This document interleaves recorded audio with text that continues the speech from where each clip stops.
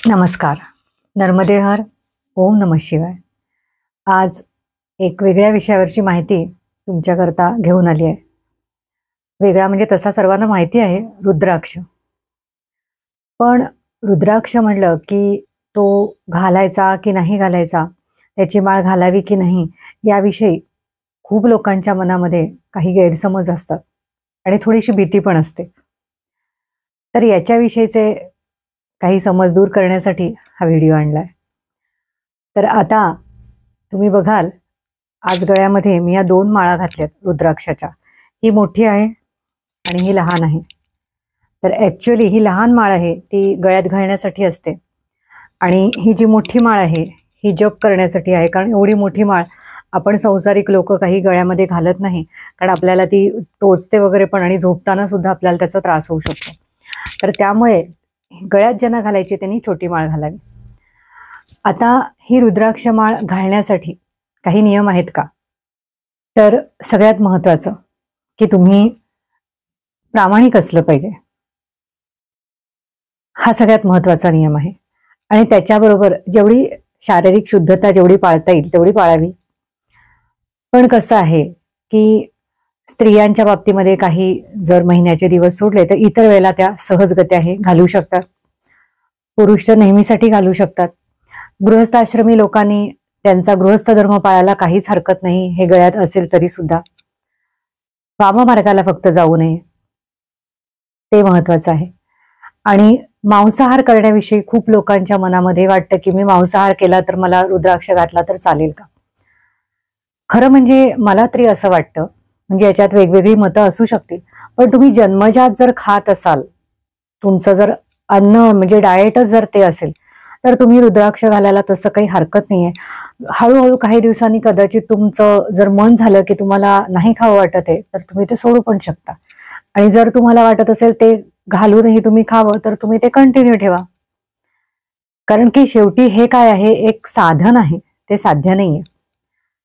पण ते घातल्यामुळे तुमच्यावर काही विपरीत परिणाम होतात असं मात्र नाहीये. त्यामुळे ते तसं घालायला काही हरकत नाही, पण जेवढं जमेल तेवढं ज्यांना त्यानं करावं हे महत्वाचं. आता दुसरं म्हणजे ह्या रुद्राक्षाच्या माळेवर जेव्हा आपण जप करतो आणि हा जरा मणी मोठा असल्यामुळे तुमचा मणी असा व्यवस्थित सरकतो असा.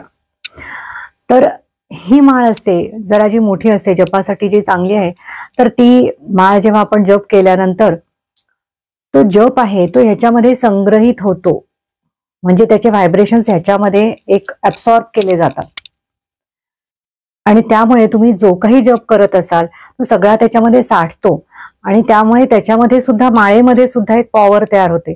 आणि जर कधी तुम्हाला एखाद्याला असं नैराश्य आल्यासारखं वाटलं, कधी घाबरल्यासारखं वाटलं, तर तुम्ही ज्या माळेवर जप केला आहात ती माळ तुम्ही स्वतः घातली तर तुम्हाला खरंच अगदी 5-10 मिनिटांमध्ये थोडंसं शांत बरं वाटायला लागतं. हा माझा स्वतःचा अनुभव आहे. आणि दुसरं म्हणजे की ही जी माळ असते ती एका व्यक्तीनं ज्याच्यावर जप करत असेल तर त्यांनी ती स्वतःपुरतीच ठेवायला पाहिजे. म्हणजे एकाच माळेवर घरातल्या सगळ्यांनी जप केला असं नाही व्हायला पाहिजे. कारण की जर ती माळ तो जप साठवून ठेवत असेल तर ती व्हायब्रेशनही साठवून ठेवते. प्रत्येक व्यक्तीचे कर्म वेगळे आहेत, त्यामुळे त्यांचे व्हायब्रेशन्स वेगळे आहेत आणि एकमेकांच्या व्हायब्रेशनची सरमिसळ होऊ नये, कर्मांची सरमिसळ होऊ नये, याच्यासाठी प्रत्येकाने जपाची रुद्राक्ष माळ आपली आपली वेगळी ठेवायला पाहिजे. घालण्याची तर वेगळी असणारच आहे. हे झालं आता माळेविषयी थोडं.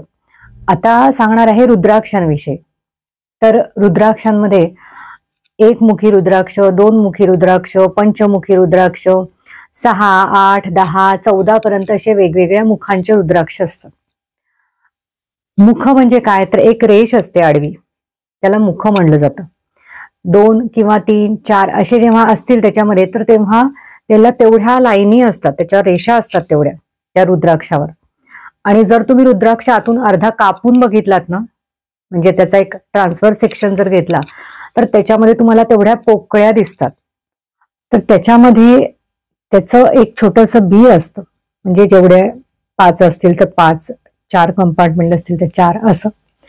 आणि जेव्हा रुद्राक्ष पक्व होतं आणि ते थोडं शुष्क होतं तेव्हा या बिया पण अशा थोड्या आक्रसून जातात आणि तिथे असं थोड्या पोकळ्या दिसायला लागतात आपल्याला. म्हणजे 5 मुखी रुद्राक्ष असेल तर 5 पोकळ्या असतात त्याच्यामध्ये, छोट्या छोट्या अशा. आणि ऍक्च्युली त्या पोकळ्या तुमच्या ज्या असतात त्या रुद्राक्षाचं जे काही मटेरियल बनलेलं असतं, म्हणजे झाडाचं जे असतं ते, आणि त्या पोकळ्या ह्या वेगळ्या वेगळ्या प्रकारे रेझोनेट होतात आणि म्हणून वेगवेगळ्या मुखांच्या रुद्राक्षांचे वेगवेगळे फायदे आहेत. म्हणजे एकमुखी रुद्राक्ष जसं म्हणतात की संपत्तीसाठी, समृद्धीसाठी घातला जातो, आणि पंचमुखी रुद्राक्ष हा निगेटिव्हिटी दूर करण्यासाठी किंवा कुठली भीती वगैरे वाटत असेल तर त्यापासून, किंवा एक जनरल सुद्धा तुम्हाला जप करायला वगैरे त्या माळा उपयोगाला असतात. काही जण 14 मुखी घालतात. कोणी गौरी शंकर नावाचा एक रुद्राक्ष असतो, म्हणजे असे जोडलेले असतात, एक जरा छोटा मोठा असं. काही एक गणेश रुद्राक्ष म्हणून पण असतो, त्याचेही फोटो मी आता दाखवते तुम्हाला, म्हणजे ते तुम्हाला कळेल. तर असे वेगवेगळ्या प्रकारचे रुद्राक्ष आहेत. मग हे रुद्राक्ष आहेत काय एक्झॅक्टली? तर हे रुद्राक्ष म्हणजे की नाही ना, झाडाचं फळ आहे. हे काही लाकडापासून वगैरे बनत नाहीत. मी लहान असताना मला असं वाटायचं ना, हे लाकडी आहेत, लाकडं बिकडं कोरीव काम करून हे रुद्राक्ष बनतात, पण तसं नाहीये. ते झाडाचं फळ आहे, आणि त्या झाडाला फळ येतं ना तेवढं ते इतक्या सुंदर रंगाचं असतं ना, असं जांभळट निळसर छान रंग असतो, आणि मग जसं ते पिकत पिकत जातं तसं ते काळपट होतं, आणि मग ते वाळवून त्याच्यातून हा रुद्राक्ष बाहेर निघतो. आणि नेपाळ आणि इंडोनेशिया वगैरे ह्या भागामध्ये ही रुद्राक्षाची झाडं असतात. नेपाळचे रुद्राक्ष जास्ती चांगले समजले जातात, चांगल्या क्वालिटीचे समजले जातात. आता एवढं सगळं सांगितलं, पण रुद्राक्षामध्ये सुद्धा काही वेळेला फसवणूक होऊ शकते. कारण काही वेळेला जसं मला लहानपणी वाटायचं तसं लाकडावर कोरीव काम करून वगैरे सुद्धा रुद्राक्ष मिळतात. पण आपण ओळखायचा कसा? तर खरा रुद्राक्ष जर असेल तर ते झाडाचं फळ आहे, बी आहे, त्यामुळे ती खाली जाते, पाण्याच्या बुडाशी जाते. आणि जर लाकडावर कोरीव काम वगैरे काही केलेलं असेल तर तो रुद्राक्ष पाण्यावर तरंगतो, म्हणजे थोडा सुद्धा तो बुडत नाही, पूर्ण वर तरंगतो. तर तो लाकडी रुद्राक्ष असं पण म्हणू शकतो. आणि जो खरा असेल तर तो पाण्यामध्ये बुडतो, किंवा बऱ्यापैकी तरी तो खाली जातो. तर अशा प्रकारे तुम्ही त्याला एक त्याची टेस्ट करून घेऊ शकता. पण मग लोक म्हणतात की घातल्या घातल्या आम्हाला लगेच काही फळ मिळेल का? म्हणजे आम्ही एकमुखी रुद्राक्ष घातला तर 1 महिन्यामध्ये मी एकदम करोडपती होईन का? तर असं नाहीये. म्हणजे ह्याच्यामध्ये विनाकारण असं काहीतरी एक फॉल्स इमॅजिनेशन करून घेऊ नका. तुम्हाला तुमच्या मर्यादेतच मिळतं, पण तरी सुद्धा जर तुम्हाला एखादी गोष्ट तुमच्या नशिबात आहे पण ती मिळण्यापासून काहीतरी तुम्हाला परावृत्त होतं आहे, तर मग तुम्हाला हा रुद्राक्ष त्याचा फायदा करून देऊ शकतो. आणि त्याचं खरं कारण काय आहे, म्हणजे मी जेव्हा सायंटिफिक माइंडने ह्याचा विचार केला तेव्हा तुमच्या स्वतःमध्ये जेव्हा तुमचा ऑरा हळूहळू चांगला व्हायला लागतो, तेव्हा तुमच्याकडे येणारे जे ऑब्स्टॅकल्स असतात ते हळूहळू कमी होतात, आणि मग हा रुद्राक्ष तुमचं काम करू शकतो.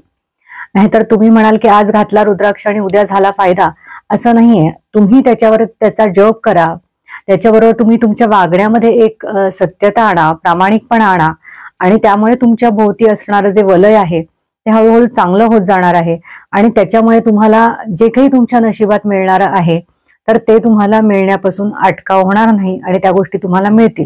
बऱ्याच वेळेला आपण आपल्या मनामध्ये काहीतरी निगेटिव्हिटी भरून ठेवलेली असते. कोणाविषयीचा द्वेष असतो, कोणाचा राग असतो, काही मत्सर असतो, कोणाचा हेवा दावा असतो, कधी हाव असते. या सगळ्या गोष्टी जर तुम्ही मनात धरून ठेवल्या असतील तर तुमचा रुद्राक्ष काय, कुठलाच स्टोन तुमच्यावर काम करणार नाही. कारण की तुम्ही स्वतः थोडं थोडं चांगलं झाल्याशिवाय चांगल्या गोष्टी तुमच्यापर्यंत येणार नाहीयेत. तर त्यामुळे रुद्राक्ष घालावा, त्याचे फायदे आहेतच, पण डोळसपणे घालावा, हे माझं सांगणं आहे. आणि माझा जो नंबर आहे तो खाली दिलेला आहे, स्क्रीनवर पण येत असेल. तर तुम्हाला कोणालाही रुद्राक्षाच्या माळा किंवा रुद्राक्षाविषयी काही माहिती हवी असेल तर तुम्ही जरूर मला कळवा, आणि तुम्हाला ते चांगल्या प्रतीचे आणि अत्यंत ओरिजिनल प्रकारचे मिळतील, वाजवी भावात पण मिळतील. नमस्कार.